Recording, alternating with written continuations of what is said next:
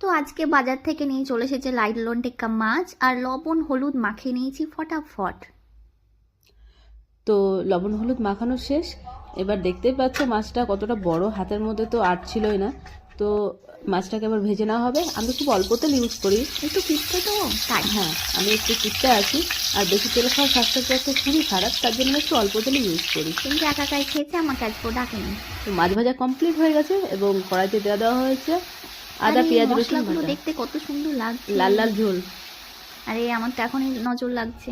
তো যাই হোক, তো মশলা ভাজার পরে একটু জল দিয়ে ঢেকে দিলাম, কারণ তাড়াতাড়ি জলটা ফুটে যাবে। ওই যে আমি কিপটা। আরে আরে ফুটে গেছে ঝোল।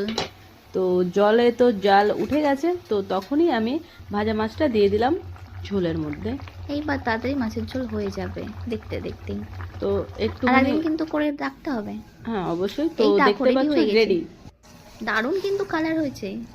তো আমাদের মাছের ঝোল রেডি হয়ে গেছে। এদিকে আবার গামলে আটছে না, এত বড় মাছ। মাছটা বড় ছিল অবশ্য, বোঝা যাচ্ছে না ফোনে।